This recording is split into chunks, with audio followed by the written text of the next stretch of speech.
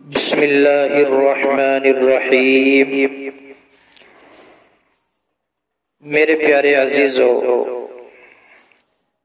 آپ حضرات کو اس بات کا علم ہونا ضروری ہے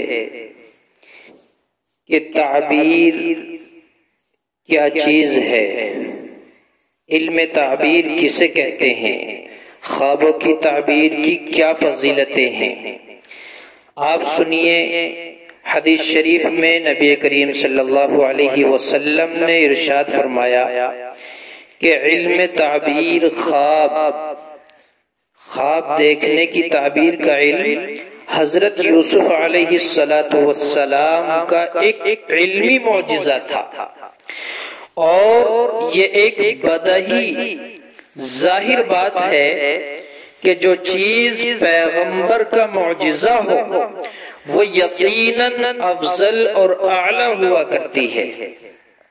حضرت انس رضی اللہ عنہ سے روایت ہے کہ جناب سرور کائنات صلی اللہ علیہ وسلم نے ارشاد فرمایا کہ الرؤیا جزء من 46 جزءا من النبوہ، یعنی مومن کا خواب نبوت کا 46واں حصہ ہوتا ہے۔ تمام انسانی کمالات میں نبوت سب سے اعلیٰ اور افضل کمال ہے، جس کی وجہ سے انسان فرشتوں سے بہت زیادہ افضلیت میں بڑھ گیا۔ تو جو چیز اعلیٰ اور افضل چیز کا جز یعنی حصہ ہو وہ بھی افضل اور اعلیٰ ہی ہوا کرتی ہے۔ مقرر ثابت ہوا کہ خواب ایک اعلیٰ و افضل چیز ہے، اور یہ بھی ثابت ہو چکا ہے کہ جس علم میں اعلیٰ چیز کا تذکرہ ہو وہ علم بھی اعلیٰ ہی ہوا کرتا ہے۔ البتہ ثابت ہوا کہ علم تعبیر ایک اعلیٰ اور افضل چیز ہے، کیونکہ اس میں خواب جیسی اعلیٰ اور افضل چیز کے حالات مذکور ہوتے ہیں۔ حدیث شریف میں آیا کہ حضرت عبداللہ بن عباس رضی اللہ عنہ سے روایت ہے کہ جناب سرور دو عالم صلی اللہ علیہ وسلم نے ارشاد فرمایا ہے کہ خواب بھی ایک قسم کی وحی ہے، جس کے ذریعے خدا تعالیٰ نے خواب دیکھنے والے کو اس بھلائی یا برائی سے مطلع کر دینا ہوتا ہے جو اس کو پہنچنے والی ہوتی ہے، تاکہ وہ شخص دنیا میں مغرور نہ ہو جائے اور خدائے ذوالجلال کے حکم سے غافل نہ رہے۔ اس حدیث سے ثابت ہوا کہ خواب ایسی اعلیٰ چیز ہے کہ گویا وہ وحی ہے۔ ایک اور روایت میں حضرت ابو ہریرہ رضی اللہ عنہ فرماتے ہیں کہ جب رسول خدا صلی اللہ علیہ وسلم بیمار ہوئے تو صحابہ کرام غمگین ہو کر حاضر خدمت ہوئے اور عرض کیا کہ آپ ہم کو کار خیر سے مطلع فرمایا کرتے تھے، اگر اب خدا نہ خواستہ آپ کی اجل پہنچی تو ہم کو مطلع کون کرے گا، اور دینی دنیاوی امور کی خیر اور بھلائی ہمیں کس طرح معلوم ہوا کرے گی۔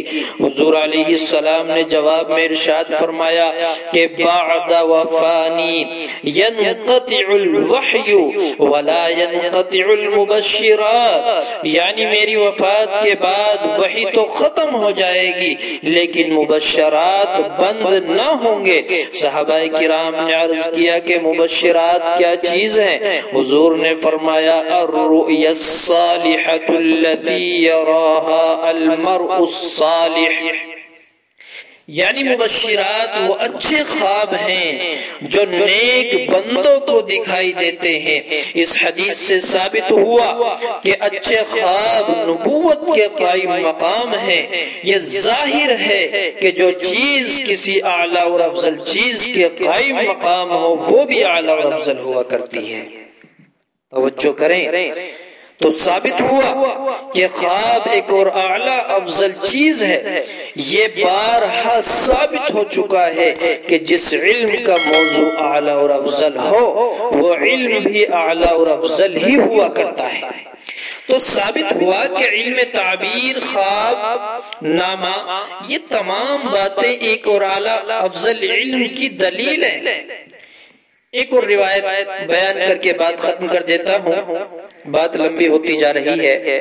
یہ روایت، پچھلی روایت حضرت ابو ہریرہ کی تھی، یہ روایت ابو سعید خدری رضی اللہ عنہ بیان فرماتے ہیں کہ میں نے حضرت رسول خدا صلی اللہ علیہ وسلم سے سنا ہے کہ ایک دن صحابہ کرام سے یہ عرض فرمایا کہ جب تم میں سے کوئی شخص اچھا خواب دیکھے تو اس کو چاہیے کہ وہ حق تعالی کا شکر ادا کرے اور اس خواب کو اپنے مومن دوستوں اور بھائیوں کے سامنے بیان کرے، اور اگر برا خواب دیکھے اور دیکھنے والا نیک بندہ ہو تو چند بار یہ کہے اعوذ باللہ من الشیطان الرجیم، میں راندے ہوئے شیطان سے خدا کی پناہ مانگتا ہوں، اور اس خواب بد کو کسی سے بیان نہ کرے تاکہ اس کو کسی قسم کا نقصان اور صدمہ نہ پہنچے۔